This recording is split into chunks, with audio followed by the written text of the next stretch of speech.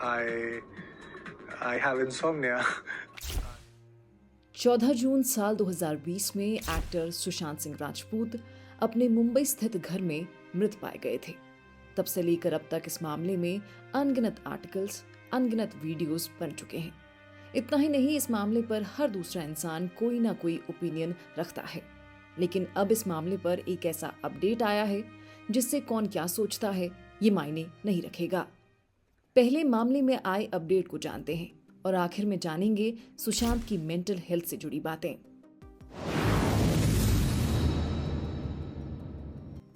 CBI लगातार इस मामले की जांच कर रही थी। अब सीबीआई ने सुशांत की मौत से जुड़े 2 मामलों में क्लोजर रिपोर्ट सबमिट की है, एक मुंबई में और एक पटना में। क्लोजर रिपोर्ट के मुताबिक इस मामले में कोई फाउल प्ले या कॉन्स्पिरेसी नहीं मिली है।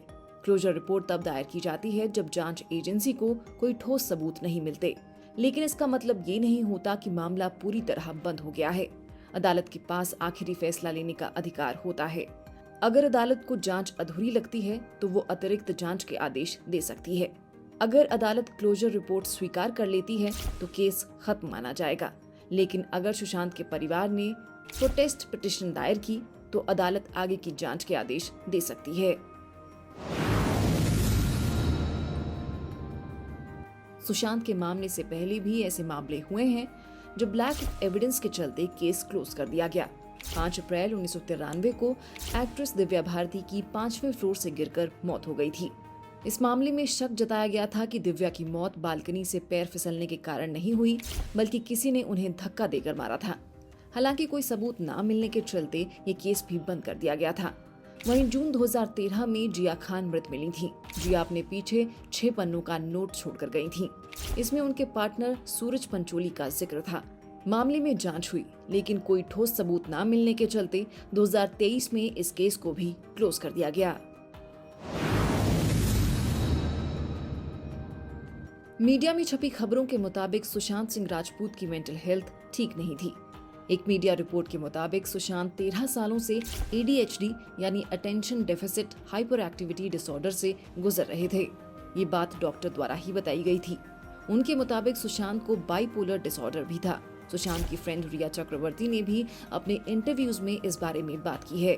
उनके मुताबिक भी सुशांत डिप्रेशन से गुजर रहे थे। वो कभी दवाई लेते, कभी छोड़ देते।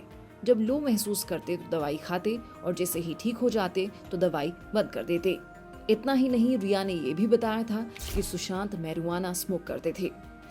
इट्स अनफॉर्चुनेट कि किसी के गुजर जाने के बाद हमें उनके वाइसेस को ऐसे एक्सप्लॉइट करना होता है, पर अब मेरे पास कोई ऑप्शन नहीं है। Yes, Sushant used to smoke marijuana, और हाँ, वो काफी रेगुलरली पीते थे। मुझसे मिलने से पहले से पीते थे।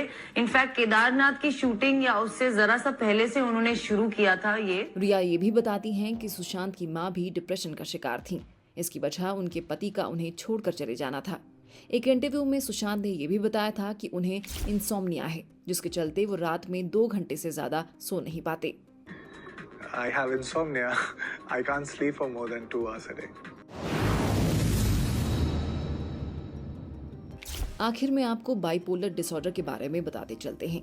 बाइपोलर डिसऑर्डर, जिसे पहले मेनिक डिप्रेसिव इलनेस कहा जाता था, एक मेंटल इलनेस है जिसमें इंसान के मूड में बहुत तेज बदलाव आते हैं।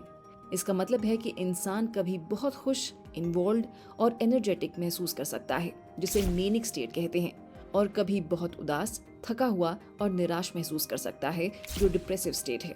आसान शब्दों में कहें तो बाइपोलर डिसऑर्डर में इंसान के मूड में अचानक और बहुत ज्यादा उतार चढ़ाव होते हैं, और ये बदलाव किसी विशेष कारण के बिना होते हैं। आप सुशांत की मौत के बारे में क्या सोचते हैं और आप मेंटल हेल्थ को लेकर कितने अवेयर हैं? कमेंट कर जरूर बताएं।